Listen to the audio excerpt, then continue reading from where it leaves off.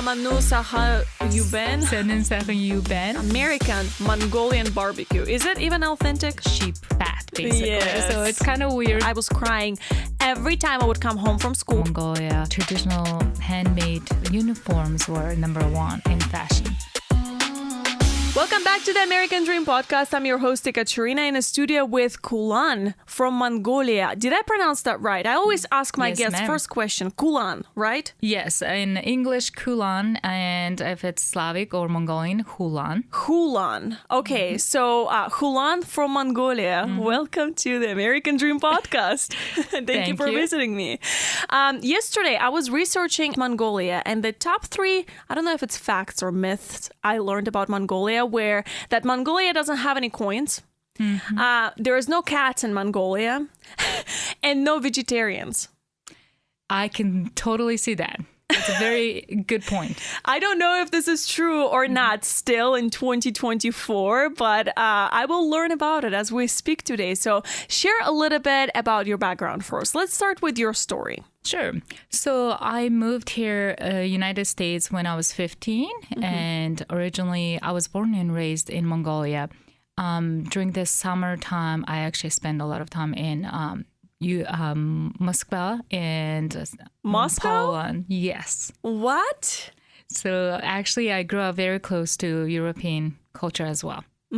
Interesting. And you said you moved here at the age of 15. So you still remember a little bit of your life in Mongolia before you moved here. Definitely a lot. So how was it like for you? How was your childhood in Mongolia?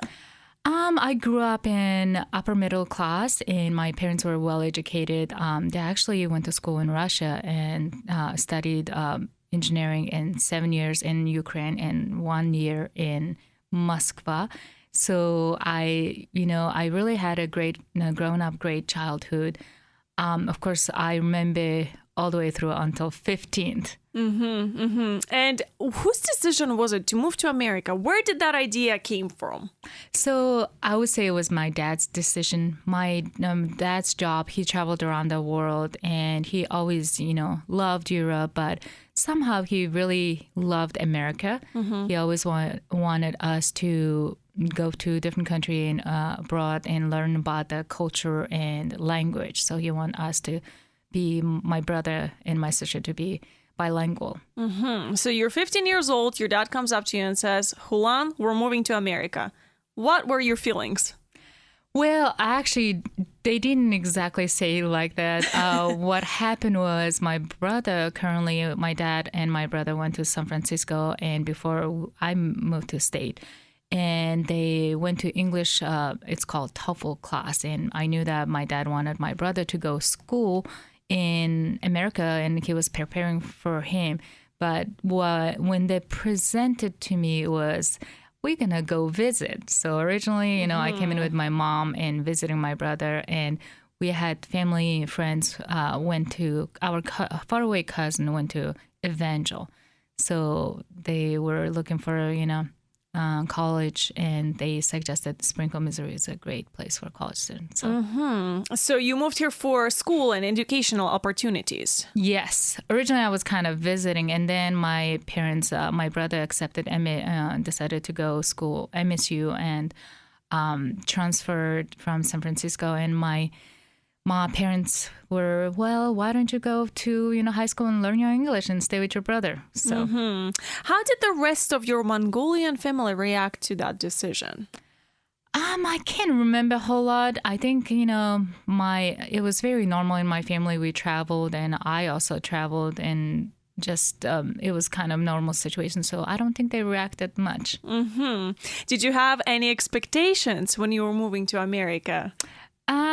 Not really, but I always, of course, I remember moving to Springfield definitely was different than moving to America. When first I came in, it was San Francisco, of course. It was just like movies. But when you moved to Springfield, Missouri about 30 years ago, almost 30 years ago, it was just very big field. So it was completely different.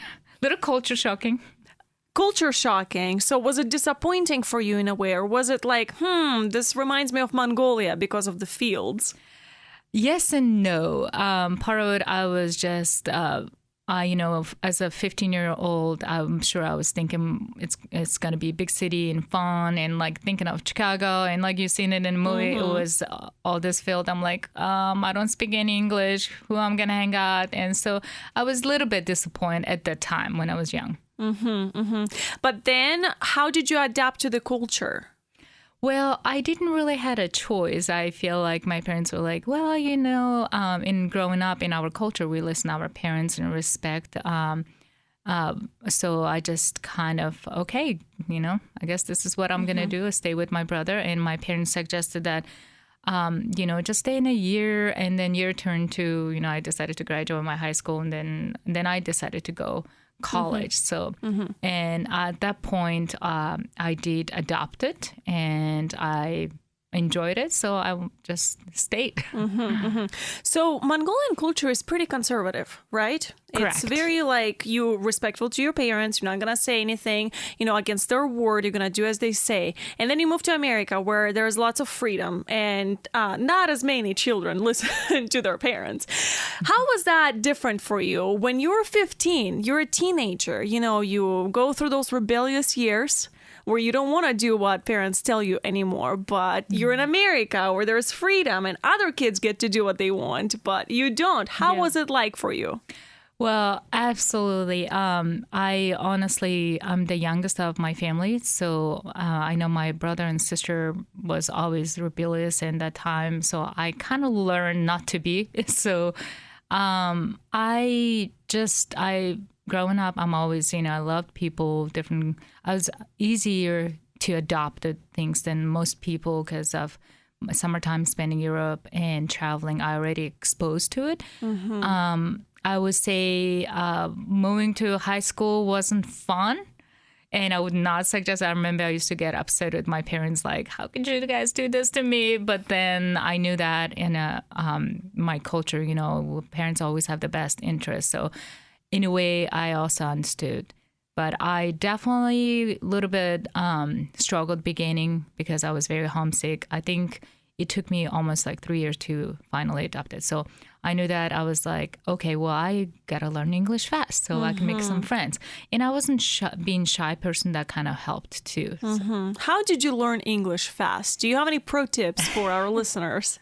Well, because I didn't speak English well, and my brother he went to college, and he was my primary gardening ship. So we didn't have a whole lot to do. So I actually joked with my mom. I said, Oprah raised me, So I used to watch Oprah show at 4:00 and learning English.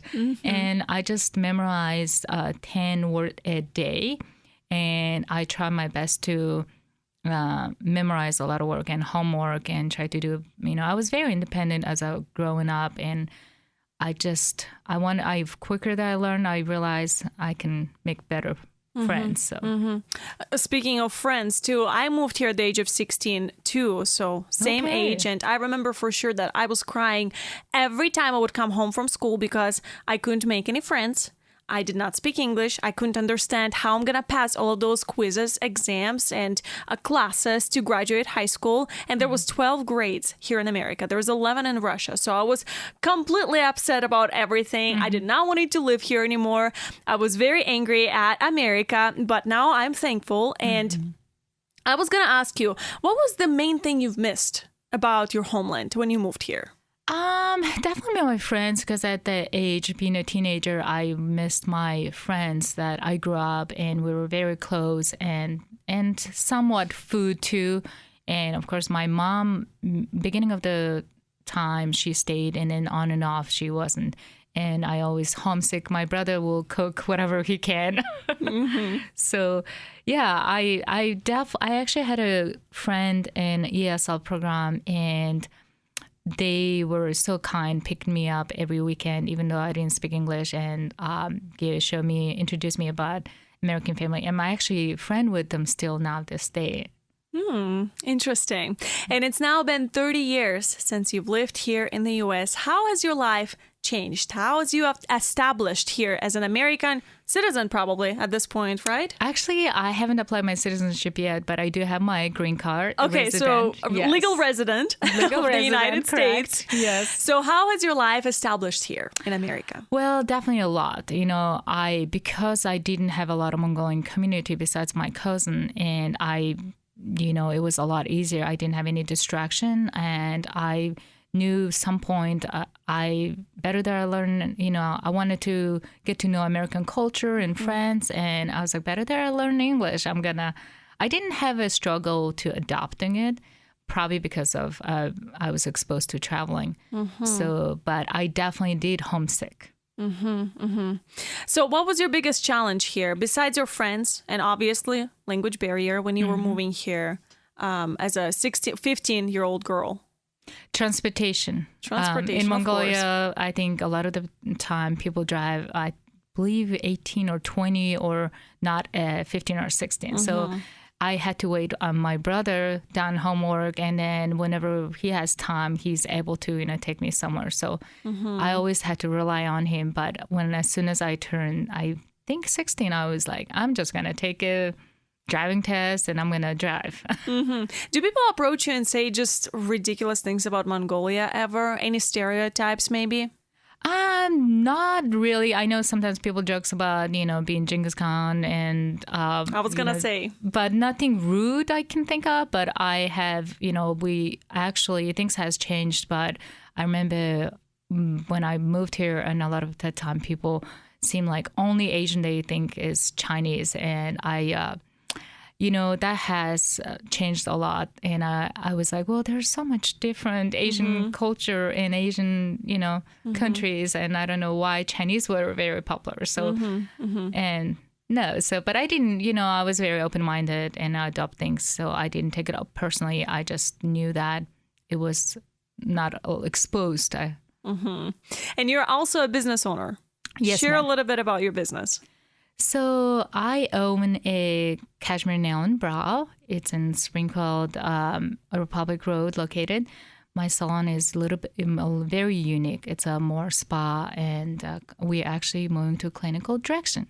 I try to hire my staff as also immigrant as well, because I know that one of the things I do volunteer with a lot of immigrant helping and assist, because I know what's like. And I still haven't forgotten 30 years ago being a young girl, and I used to walk to home and school, and I was like, it was just the transition was very, it was nice that I had somebody helped me and wanted to take me somewhere. And like you were talking about, didn't have a friend, and in my case, I had some friend, but I know it's a lot, so it's very different. So I try to hire somebody is also different country as well, so they can, And it's called Kashmir Nails here in Springfield, Missouri. Yes. And do you hire Russian nail ladies to do a European manicure, or what kind of nails do you do? We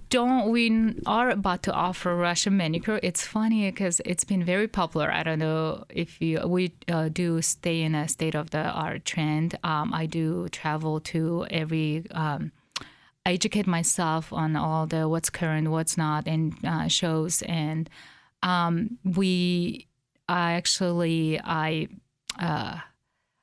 know that Russian manicure is a lot different than what we offer. We offer focus on a healthy nail bed.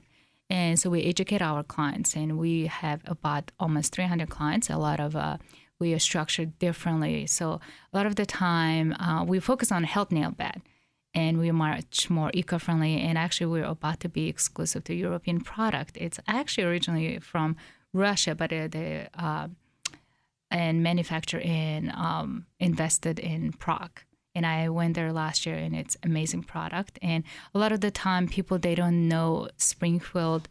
There is in a bigger city, it's very common. There's a lot of different product changes, and I'm trying to change the typical nail salon to bringing the Springfield more. So there's option, And I'm glad that there will finally be a place here in Springfield to do European manicure because I'm from Russia. And I will be honest, I don't like American manicure and the way they make it when they just push the cuticle back, put some polish on and good to go. Yeah. I think the nail should be taken care of first. You know, it should be treated and cured if it's needed in some cases. And then if you want to or if you can, then you should apply something on it. But that's just me. Yeah, well, nail not a is very professional. technical. No, I understand. And this is where we are come in educate clients. Like most of the time, most people want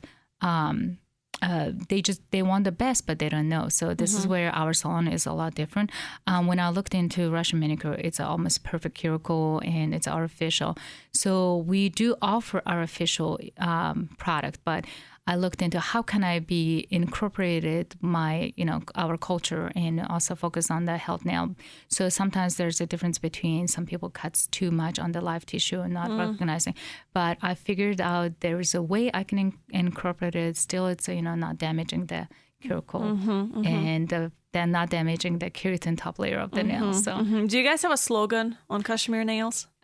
I'm working on it. This year, actually, I've been focusing on branding and revamping my business. So we working on it. Check out Cashmere Nails here in Springfield if you want beautiful nails made by, is it Mongolian women working there or is it like Slavic women working there? We had Ukrainian, we had Chilean, we had Ecuadorian. I still have one Ecuadorian girl who does, we call her IT girl. She graduated from MSU and she helps us all the computer. And we had Mongolian and I'm trying to think Indian.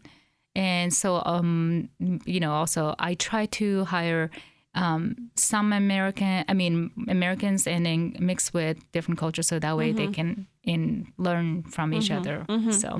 So speaking of your culture and other foreigners that you work with, how do you maintain connection with your Mongolian heritage living here in the US? Do you still celebrate some holidays that you used to when you lived in Mongolia? Do you eat food, Mongolian food? It's funny that you ask because when I first moved here, I only ate Mongolian food. But as I lived in America a long time, I adopted it, I actually didn't know how to cook until I went to college. And by the time my brother finished college, he moved and I had to learn how to cook. And I just realized I really like different types of country food. So I don't even eat any more Mongolian food. It's a lot time consuming than traditional American food versus. But I actually eat a lot of Russian food because my mom growing up made a lot of borscht and golubtsa. So I have very unique background. Very multicultural. And I was going to ask you, when I told my coworker this morning that I'm interviewing somebody from Mongolia, she's like, oh, I love Mongolian barbecue. How accurate is American Mongolian barbecue? Is it even authentic? No. So I get it why people call it a Mongolian barbecue. It's not like traditional American barbecue where you grill, which I love American style barbecue because I think it's one of the healthiest and it always tastes better, anything on the grill. Mongolian concept of barbecue is actually you cook it in, it's like no pressure, slow cooker kind of type. And it actually use incorporated river rock in there and a little bit of water. The whole idea is it's not like grilling. It's completely different. You just have to look up. It's hard to explain. Why do they even call it Mongolian barbecue if it has nothing to do with Mongolia? I don't know. And that is very funny because when I moved here and a lot of people said Mongolian barbecue and I was like, what is Mongolian barbecue? So I was imagining it's like grilled, but I guess it's considered as kind of some type of barbecue. What about holidays? Do you still celebrate Mongolian holidays while living here in the U.S.? Well, when I was younger, when I first moved, I did. We celebrated with my cousin and tried to stay and keep our tradition. But as soon as my brother left and I went to college and I didn't have a lot of Mongolian friends, almost 10 years. So I actually lost my culture and kind of tradition and food. And I started, it's funny that you ask that because like now that I'm 43 and I am learning my culture again. And I try to, I have a son. My son is 8. And I try to explain him, where my root is. So I think, sometimes you go back to your root and you're interested when you get older and you appreciate it. So I do start celebrating, and I try to celebrate that with my Mongolian community.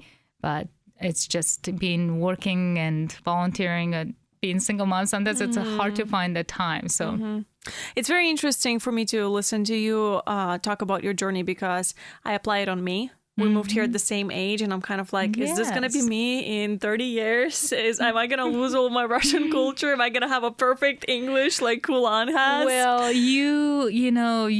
there's a lot more Russian community than Mongolian. Yeah, so, that is true. That is true. That is something, I try to, actually, I have some friends in Chicago, and I visit them. I try to keep in touch and try to celebrate. And whenever I go back home and when I visit, and first time I did was actually after 10 years, because at the time my parents were living in Japan and I wasn't need to go back.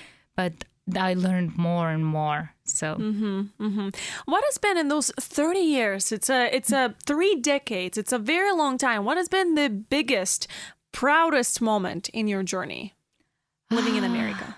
I would say, for me, I'm living the American dream. I mean, it is possible that being single mom, immigrant who can come into this country and open a business. And I mean, that's why, for me, in volunteering a nonprofit and helping immigrant, I stay in that community because, you never want to forget where you came from, and keeps me humble. So, So do you believe in the American dream? I do. I'm definitely living in it. And you're living it. Do you have something to work towards, like an American dream that you're still planning to reach later, or you just want to live it and not worry about anything else? Well, I always have been very ambitious. I have a, goal. Next couple years, I definitely want to set a different goal for myself. And my son is turning 8, so I'm trying to cut back my work and work-life balance, just like anybody else. But there's just so much. I mean, I feel like in America, if you do the work and the system is, we have a great base system. So if you do things the right way, and it is possible, So, and just a simple advice for other immigrants from Mongolia, what would you tell them if they're planning to move to America as well? What to expect? Be open-minded. I know it's a 360-degree different, but it's also important to foreigners to try to be open-minded. And I understand, a lot of the time I think a lot of Mongolians or foreigners, when they move here, they have, they're afraid that they're going to lose their culture. I mean, you can keep that tradition, and yet you still can adopt new culture. And so you have a choice here in America. Yes, definitely. The land of freedom. It is. Welcome back. You're listening and watching the American Dream podcast. I'm here in the studio with Khulan, or Khulan, from Mongolia. And question right away, what makes Mongolia a unique destination compared to other countries in Asia? I would say Mongolia is very unique. When you think of Asia, most Asian countries are very warm. Mongolia is very, actually, it's in between Russia and China. City I'm from is Ulan Bator, which capital city, very close to Kazakhstan and Uzbekistan. So we have very similar weather, and I kind of think we are a little bit Eskimos. Oh, yes. And yesterday when I was watching Орел и Решка, I don't know if you know that show, they were in Ulan Bator. Is this where you're from? Yes. Are you from Ulan Bator? I am. And they said that half of the population of Mongolia lives in Ulan Bator, and that it is a very developed city right now. Correct. So where would you recommend for travelers to make their first destination to? Should they have a cultural shock right away and go somewhere small where they see fields and live in authentic little, camps? Sure. Or should they go to the big city first? I would say, city is just like any city. So I think my favorite part of Mongolia is the countryside. It is beautiful. What I think a lot of Europeans call, Asian Switzerland. And it's a lot similar to Alaska as well, too. And we have the cold and mountain. We have a Gobi Desert. And actually, a lot of people, they don't know best cashmere came from Mongolia. So that's why my shop is called Cashmere Nail Brow as well. A little bit Oh, that makes sense. Yes. Oh my gosh. One of the highest quality cashmere came from Mongolia. So definitely Gobi Desert will be the beautiful place. Hufskut is where my dad grew up, and it is beautiful.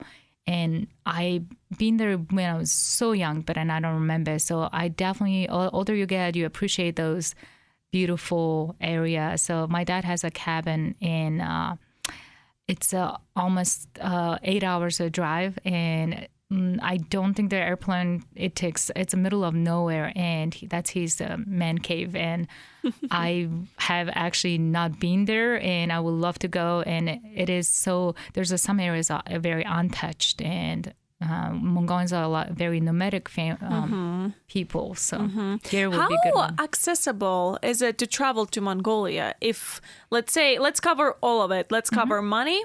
How expensive is it to travel there? Language barrier and people.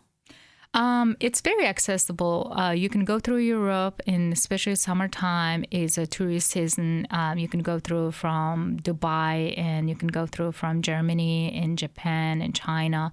And I think they are working on direct flight from Seattle. And last I heard, I'm not 100% sure if it's, I think they're working on that, because it does take a long time.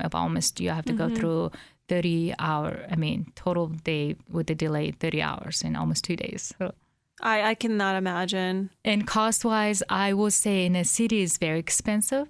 It's almost like, not as expensive as some cities in America, but, it's almost a cost of Springfield, Missouri.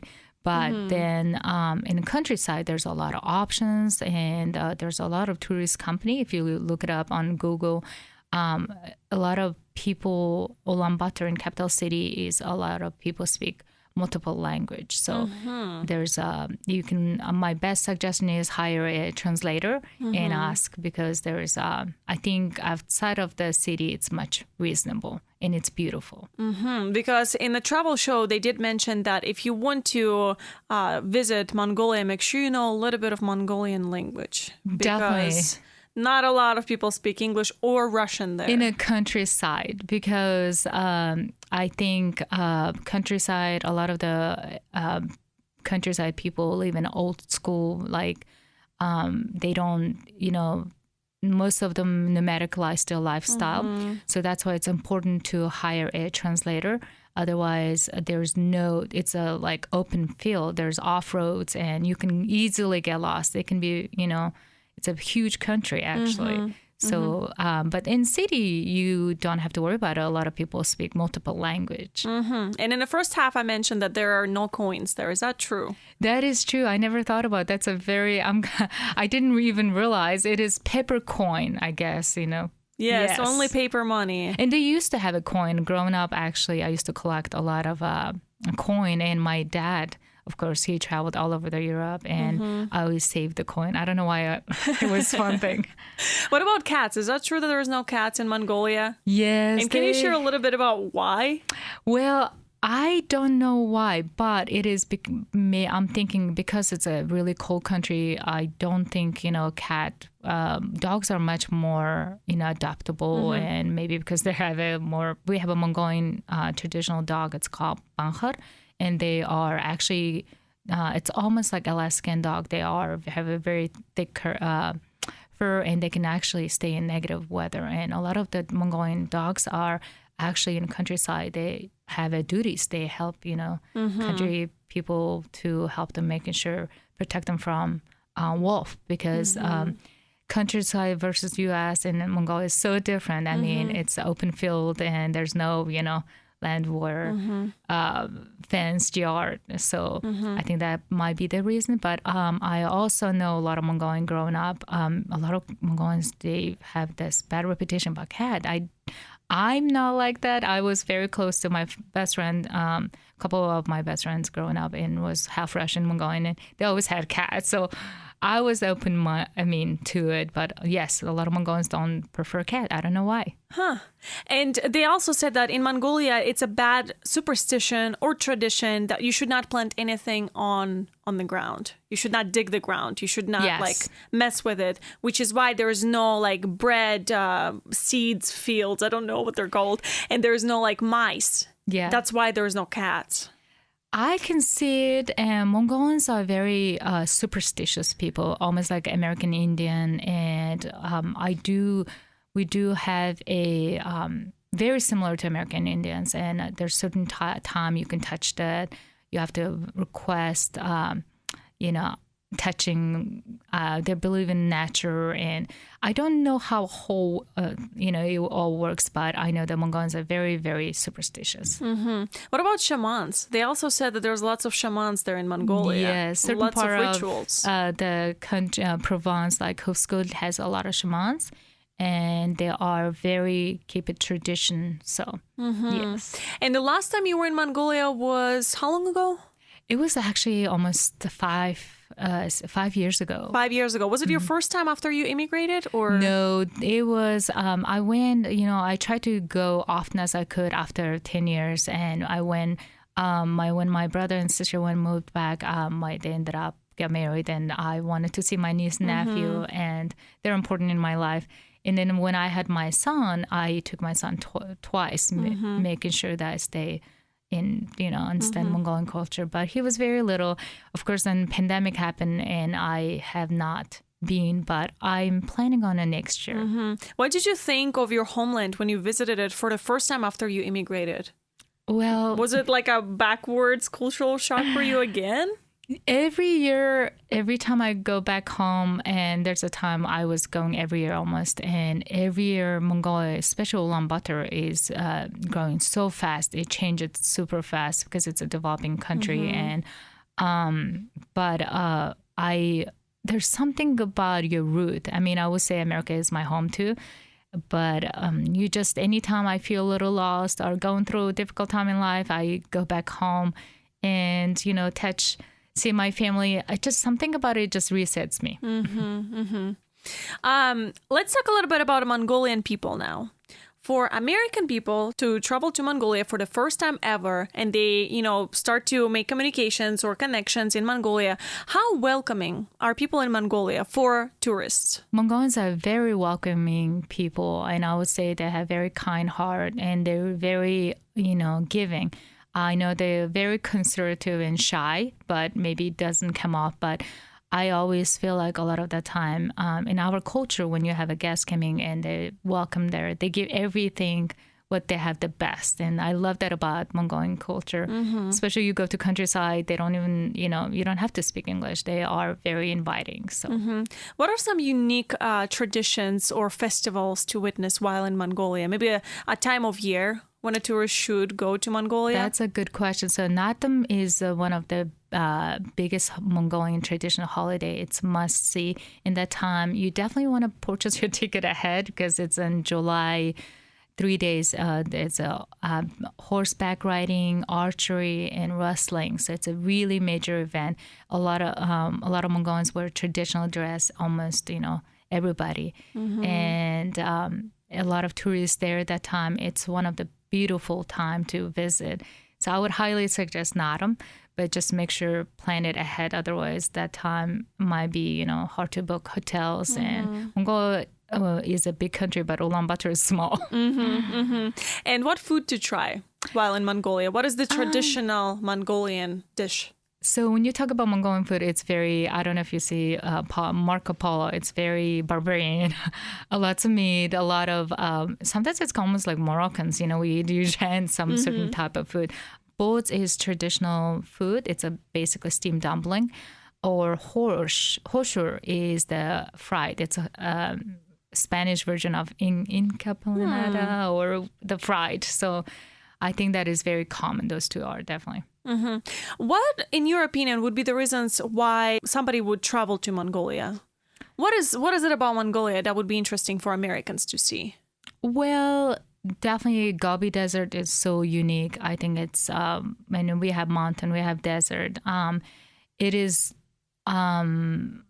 it's also like Alaska too. So wintertime, there's certain areas so beautiful, and just definitely the countryside, the gear. I mean, there's no other place have gear, and we still have a lot of nomadic people live in the gear. So where should you not go in Mongolia? Just be careful in the city, evening hours, and certain area might be not exposed to, just like any big cities.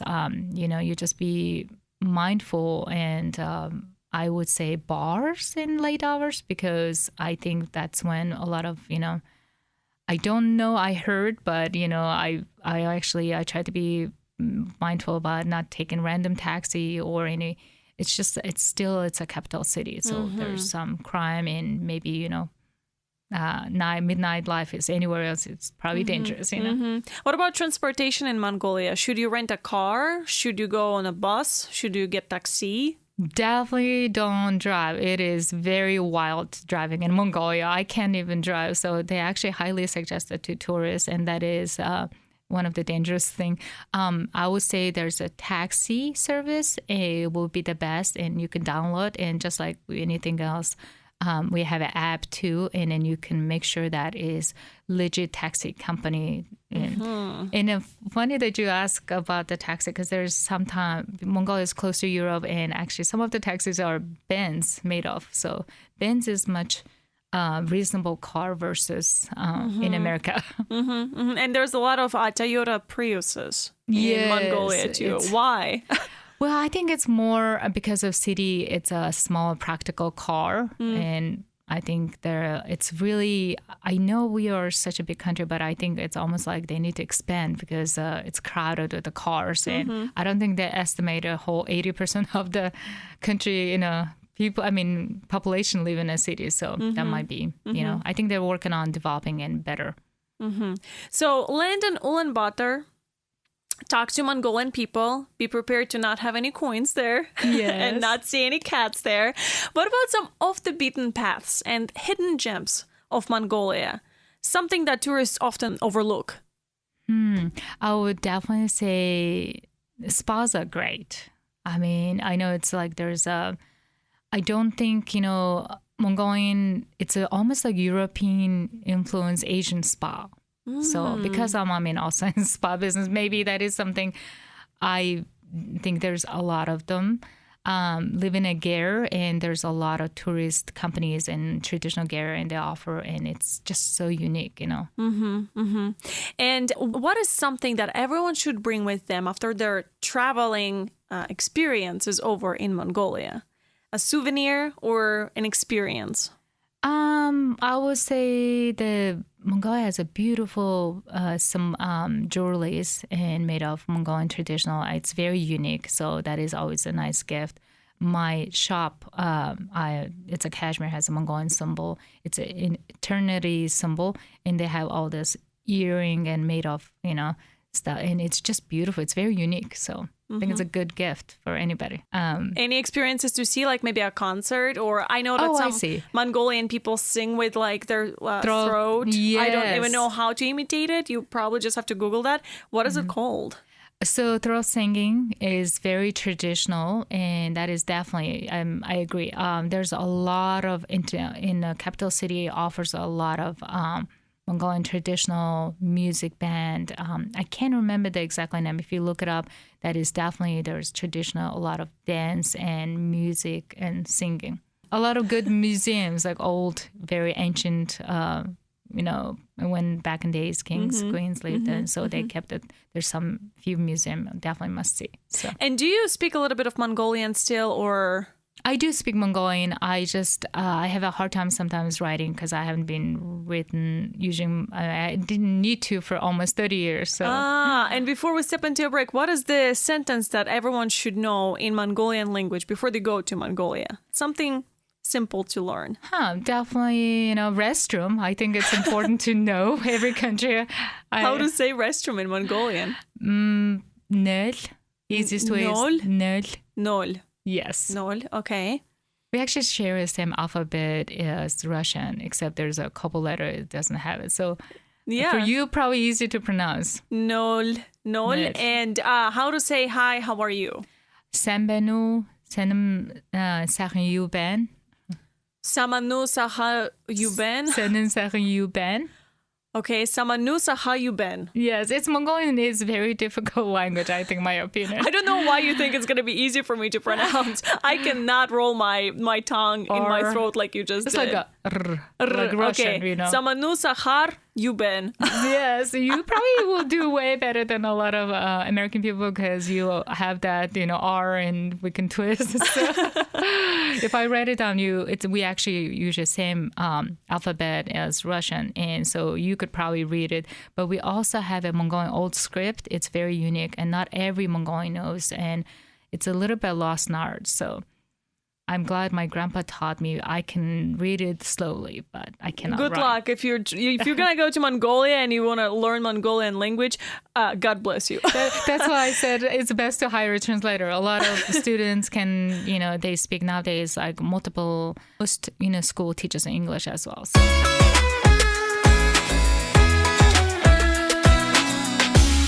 Welcome back. You're listening and watching the American Dream podcast. This half of the podcast is dedicated to beautiful items that my guests bring from their homeland, which in this case, it's Mongolia. This is Khulan. Meet Khulan, everyone.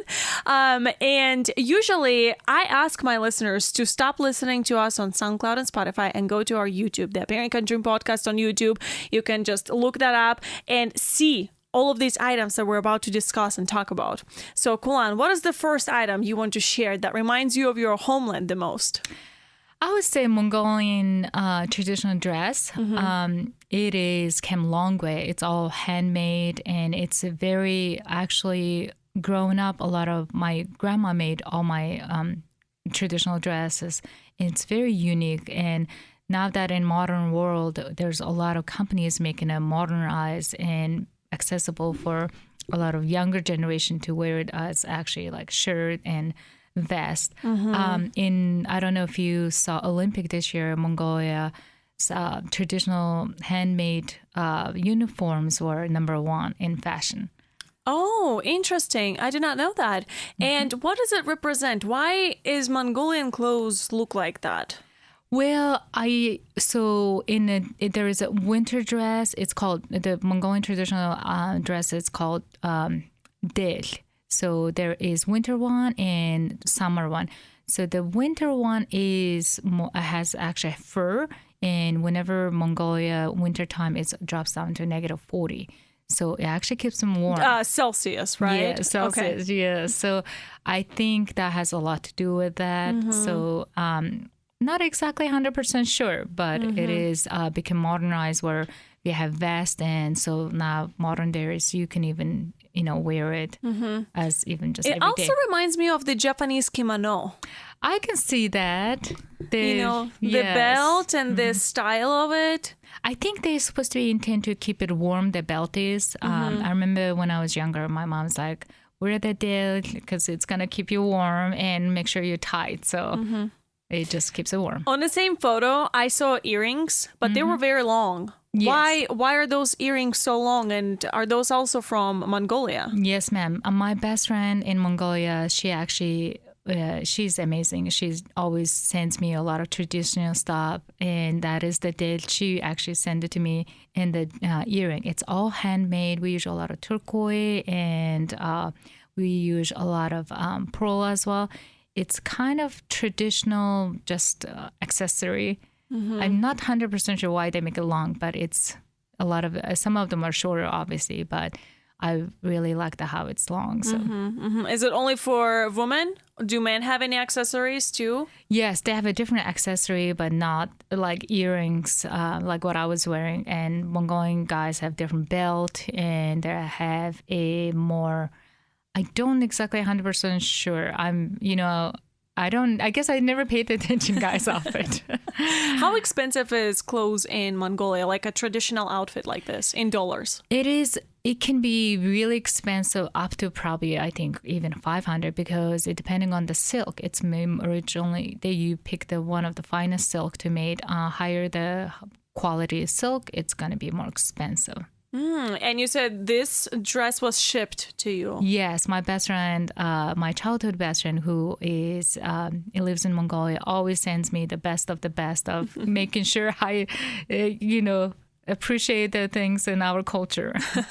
So what is the next item you want to discuss? So Mongols, because of very superstitious and everything has to have a meaningful names and logo. Anything jewelry and earrings, we believe in logo presents. Local prisons? Logo. Oh, logo, I thought you said you believe in local prisons. I was like, I didn't know that Mongolia has that in the fields. So Actually, the symbol of my shop, my brand logo is eternity sign. It's very common in Mongolia. It just presents it's going to be strong and eternal. So, and also it's a lot of wedding. They use that in wedding rings. So. And it is the logo of your Kashmir Nail Salon yes, here in Springfield. Yes. There's like a little 8 symbol there, yeah, too. It's almost like an 8 with a double 8, And where are those symbols coming from? Because in a travel show, they said that Genghis Khan was one of those people who combined like 3 different drawings or 3 different alphabets to create his own like symbols or something. It is back in days in Genghis Khan, and they created their own logos. And so I think don't quote me 100%. I think our old script, when back in days Genghis Khan used it, is almost, if you flip it around, it's almost Arabian. So, yeah. Interesting. And you said there is another item that you want to talk about, and it is related to beauty products. Yes. So Mongolia has besides the Kashmir, obviously we have a lot of, there's one of the biggest store called Gobi, and actually they do have in location I think in America too, one of the best cashmere you can order it and online. In US, I think they have it in location in California and Chicago, but online. I would say skincare. Of course, I'm in the beauty industry, and I always doing research for best skincare and things that we don't have it here. Mongolia, there is a particular fruit. It's called sea buckthorn. If you go to any kind of organic store, it is one of the most high-end quality product. The reason, actually, you can drink it, or a lot of the Mongolian product, they infuse it in a serum. The reason why it is high-end, good quality fruit is it only grows in cold weather in Mongolia. Not just that, it's lots of vitamin C.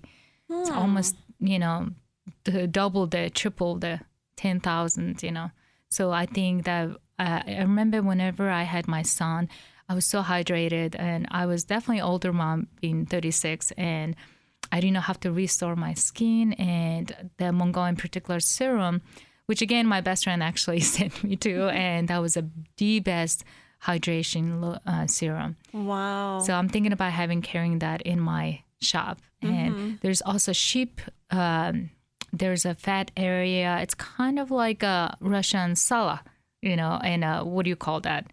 The Холодец, yeah. So there is a lotion made out of it in a sheep fat. I don't know, I'm not the best at describing this, but it's actually made a lotion out of it. It's one of the best hydration lotions. So my son uses that. And it's actually preventable. It's good for somebody who has eczema and... Oh my God, yes. I was just about to say my boyfriend has horrible eczema, and he has tried everything already. All lotions, steroids. He tried a lot of medicals, pills, whatever. And he still has it. So I was going to say, where can I find this lotion? Is it on Amazon or... They don't have it yet, but that's one of those things. I know that we have a new esthetician, and I'm definitely interested to incorporating some of the best of the product that you can get it in US to directly, get it from the company, because those we are very used to natural product and holistic. So I think America is sometimes, we don't have a lot of things are very pure natural. It's a lot of them mixed with certain things. So, and that's why I've been considering. So Well, let me know when that lotion will be available in your nail salon, because I'll be your frequent customer there. It has a certain smell, and of course, I grew up with it. And my son, he ever since he's baby, I always use that. It's a kid's like детский cream. Of course. I use it on his hand. He had little eczema, and it just went away. It's a very natural product. It doesn't have a lot of harsh and absorbs really well. And instantly it just helps, So I, as a companies, a lot of beauty industry is growing. They are working on the smell because it's a sheep fat, basically. Yes. So it's kind of weird, but it is one of the best lotion, I think, in the world. And I definitely, I will share that. And when we become clinical, and I'm very focused on bringing best of the best around the world to my shop as well. Wow, thank you so much for visiting me today, Khulan. I have learned quite a bit about Mongolian culture and your background too, your story. Thank you. Thanks for tuning into the American Dream Podcast. For more episodes, subscribe on your favorite platform, keep dreaming, and see you next time.